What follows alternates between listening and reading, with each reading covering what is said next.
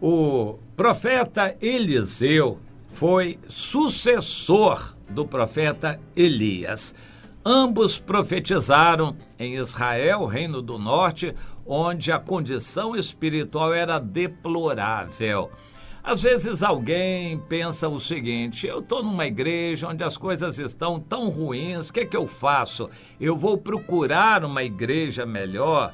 É uma situação delicada, porque para Deus, a igreja são as pessoas. E se você está conivente, você não deveria estar reagindo e falando, despertando pessoas a buscarem a Deus e uma vida mais pura e mais santa. Se não está conseguindo, era para você já ter saído há muito tempo para buscar uma condição melhor para você. Não para receber, mas para você trabalhar.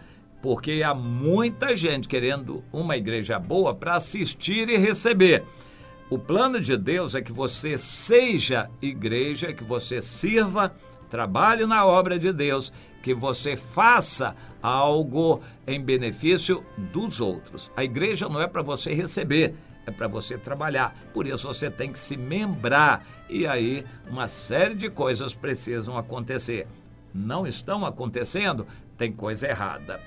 O Eliseu, bem como o Elias, estavam praticamente sozinhos. O Elias se sentia exatamente só, mas Deus lhe revelou que havia ainda no país de milhões de habitantes, 7.000 pessoas que não tinham dobrado os joelhos a Baal. Mas também, acrescento eu, não dobravam os joelhos a Deus. Não eram pessoas de Deus assumidas, tanto é que o profeta Elias não conhecia nenhuma. Mas ainda tinha esperança porque eles não tinham dobrado os joelhos a Baal. E Deus sabia disto. Naquela condição deplorável, espiritualmente falando, os profetas conseguiram ser fiéis a Deus e puros.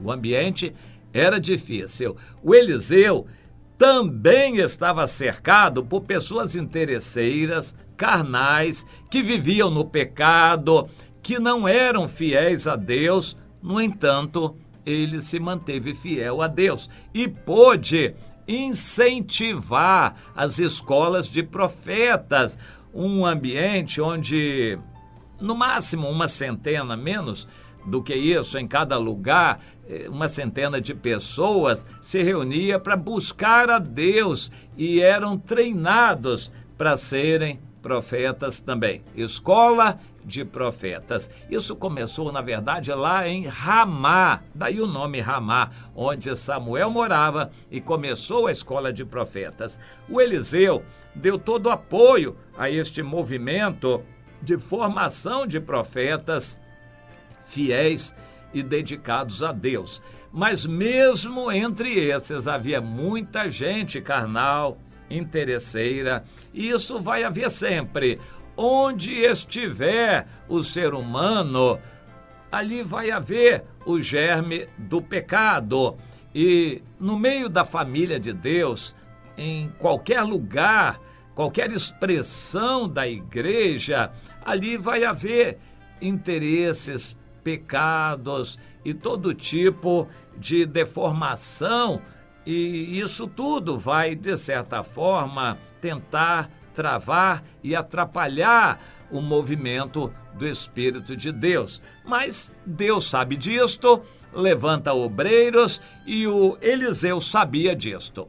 Na época dele, eu quero fazer referência aqui a episódios acontecidos no capítulo 5, o Naamã, aquele famoso, entre os evangélicos ele é famoso, general Ciro, estava numa situação interessante. Era famoso, herói de guerra, muito querido entre o seu povo, porém leproso. E Deus fez coisas acontecerem para que ele tivesse o testemunho de uma adolescente, uma menina israelita, que lhe falou do profeta. Ela não conseguiu falar de Deus, mas falou do profeta Eliseu, que ela conhecia. Há muita gente que não conhece a Deus, mas nos conhecem. Eu me lembro de uma afirmação em que um servo de Deus diz: a única carta que os homens à nossa volta conhecem de Deus é a nossa vida. Uma carta viva, expressa na nossa vida. O nosso testemunho, preste atenção, é a única mensagem que muitas pessoas conhecem de Deus. O testemunho, quando aponta para Deus, testifica de Deus, é uma maravilha. As pessoas veem Deus em nós e isso desperta, interessa a sede espiritual delas e elas querem conhecer. Aquela menina não conhecia de Deus, mas conhecia o profeta de Deus. Que as pessoas nos tenham como ministro de Cristo. Eu gosto quando alguém olha Jesus em mim. Eu sei que eu tenho muitas falhas, mas eu também tenho o Espírito Santo de Deus em mim que me usa. Quando alguém vê Jesus em mim, não está errado não, a pessoa está vendo realmente.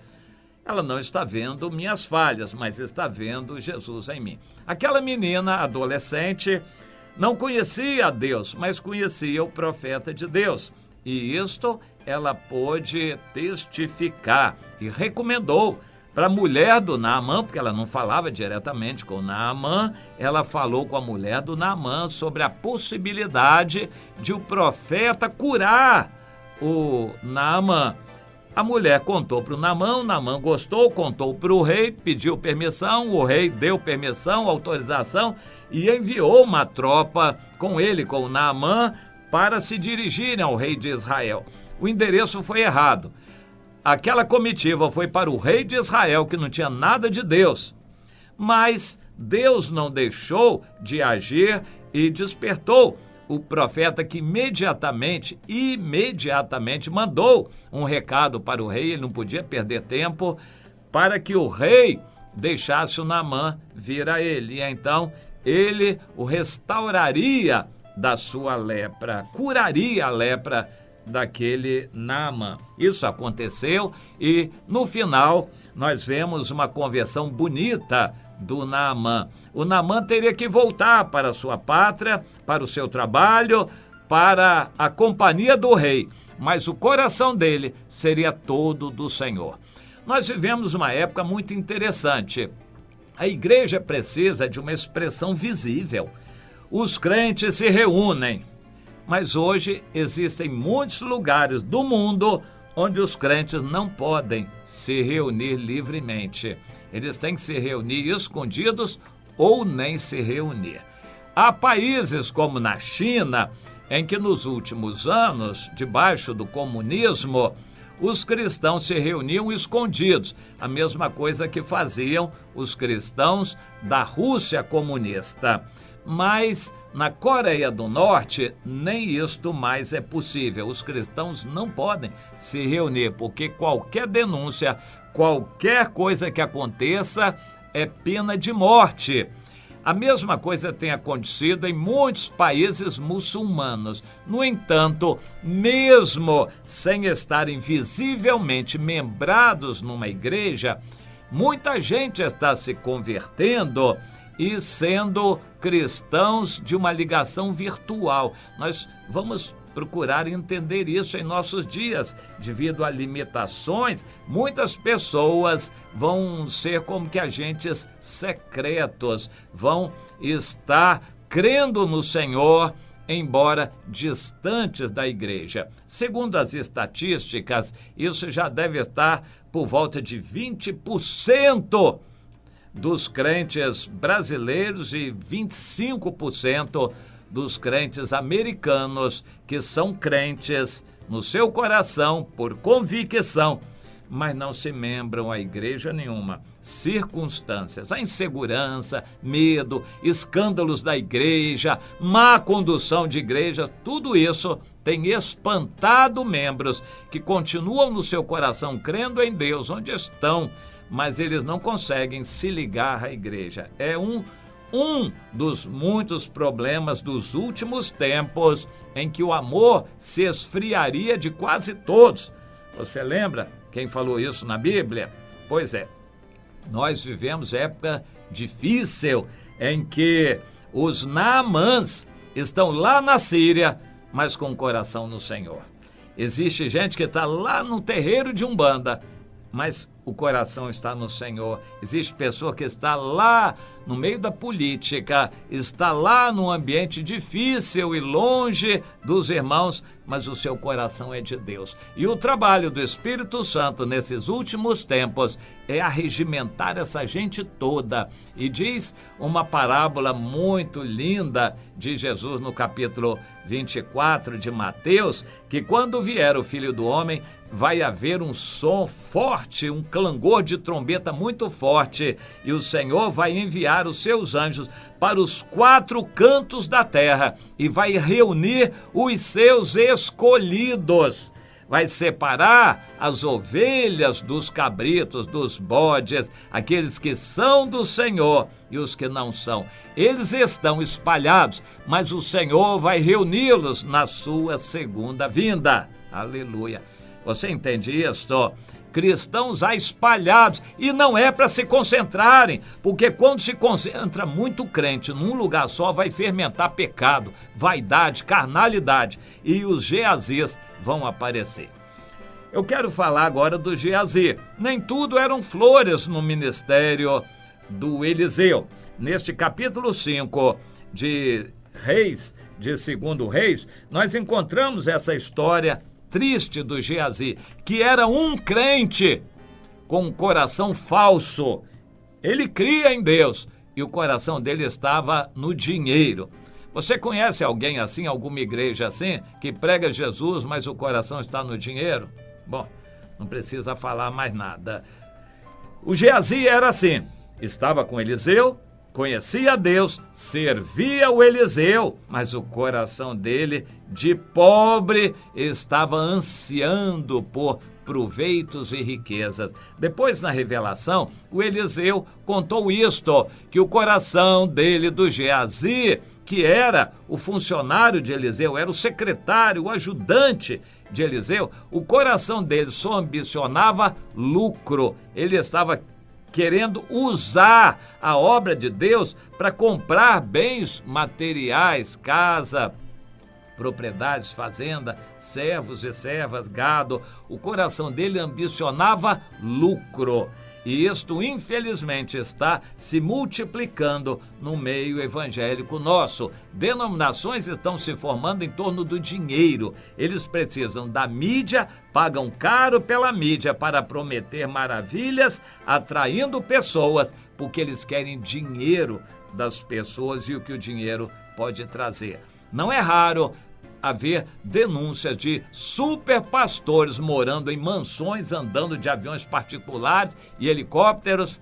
Isso é muito distante de um servo de Deus. No entanto, esse espírito de Geazi está impregnado em nossos dias, denegrindo a imagem do evangelho, e está crescente o número de crentes que chegam à igreja e se desanimam e dizem: olha, para ver isso aqui, eu prefiro não vir mais.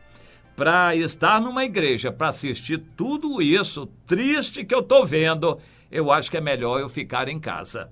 Muita gente está aumentando o contingente dos crentes em casa, principalmente desiludidos com esses obreiros, os Geazis de hoje, infelizmente. Mas, meu irmão, se por um lado as igrejas estão nesse estado deplorável, espiritualmente falando, nas vésperas da volta de Jesus, a fé se esfriando de quase todos, o interesse materialista tomando conta, o espírito de vaidade desfilando pelas igrejas, se esse é o quadro, por outro lado, nem tudo está perdido, porque a obra de Deus tem este selo. O apóstolo Paulo fala para o seu filho Timóteo, 1 Timóteo 6, meu filho Timóteo, a obra de Deus continua. Deus conhece os que lhe pertencem, e a recomendação para cada um: aparte-se da iniquidade todo aquele que professa o nome do Senhor. Moral da história, minha irmã, você vai ver muita coisa que nunca viu, cada coisa pior ainda no meio evangélico. Mas Deus continua o mesmo, não se deixe influenciar por isso, volte seu coração para o Senhor, nem tudo está perdido, Deus conhece todos os que nele se refugiam.